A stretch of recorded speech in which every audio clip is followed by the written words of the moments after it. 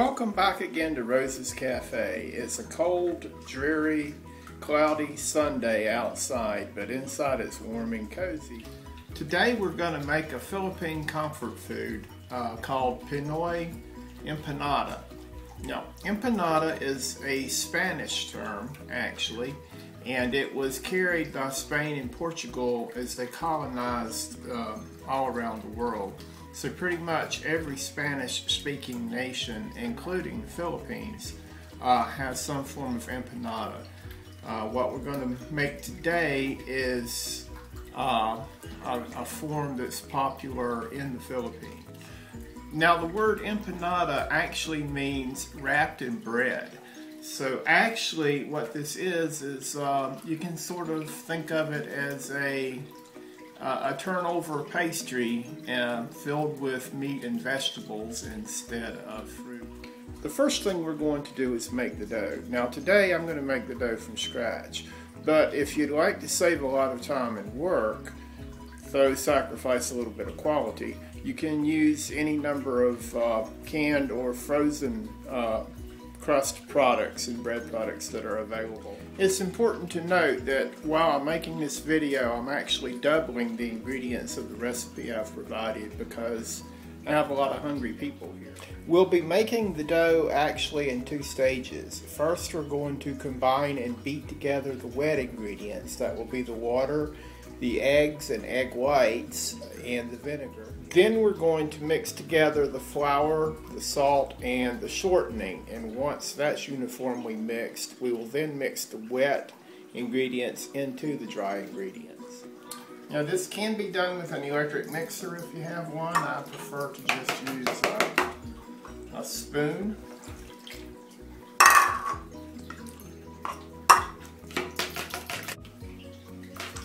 Now this is nice and smooth, so we'll set it aside for the time being. Next, in the larger bowl, we're going to mix the salt into the flour, and then we're going to cut the shortening into the flour and salt mixture. For that, we're going to use a couple of butter knives. Now we're going to make sort of a well in the center of the flour, shortening, and salt mix, and we're going to add the wet ingredients there to the center. Now we're going to mix it in with a fork until it's smooth. Now find yourself a clean flat surface and dust it with a little bit of flour. Along about now, that canned pastry dough is looking better. Turn the dough out on the area you dusted with flour, and it would help to have your hands dusted with flour too to keep it from sticking. You're going to want to knead the dough just until you have a nice smooth ball. Once you reach that point, you want to wrap your dough in plastic wrap and put it in the refrigerator for at least 1 hour, but no more than 24. As much as every fiber of my being would just love to clean up my messy table now, it really wouldn't be practical because we're not finished with the dough making adventure. We're only in intermission, and we're going to use that intermission to make the filling. I have the filling ingredients all ready: chopped onions, oil, and garlic, which we're going to saute first. Then we will add the meat. I'm using ground turkey, although traditionally ground beef or ground pork would be used.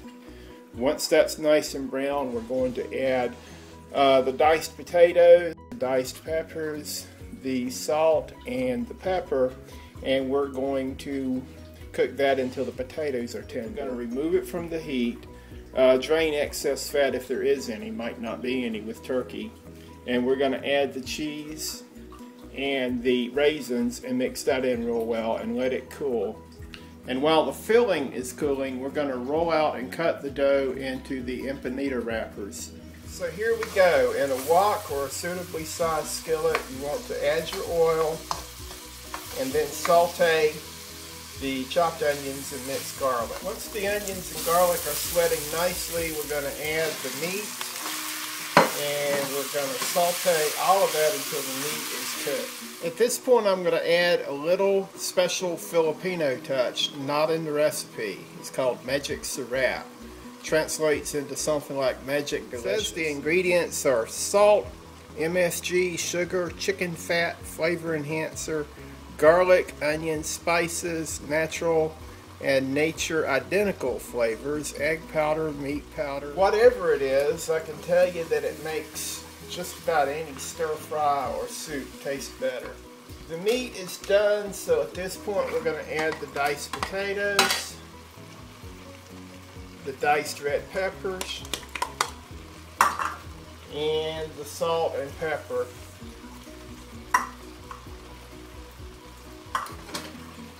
And we're going to cook that until the potatoes are tender. The potatoes are tender now, so we're going to cut off the heat and mix in the cheese and the raisins. Now the filling is ready, so we're going to let it sit there and cool while we work with the pastry dough.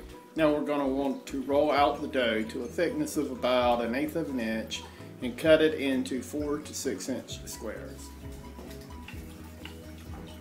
Once you have your dough rolled out to about the right thickness, you can use a pastry knife to cut your squares. Now we've got everything ready, so it's time to put the empanadas together. You want to lay out a piece of your dough and put a couple of spoonfuls of the filling on it. Try to resist the urge to put too much. And you want to fold it over so you make a square and take a fork to seal the edges. And once you have your empanadas made, put them on a lightly greased baking sheet. Put them in a 400-degree oven for about half an hour. Now I've wound up with some extra filling, probably because I only got 15 empanadas instead of 20 out of that crust. Probably didn't roll it out as thin as I should have. But by no means should you throw that away. Put that in a bowl, save it in the fridge, cook up some rice, and it's going to be a great dinner. Time's up, and here's our finished product. Golden brown and flaky. They look good. Well, thanks for joining us. I hope to see you again soon here at Rose's Cafe.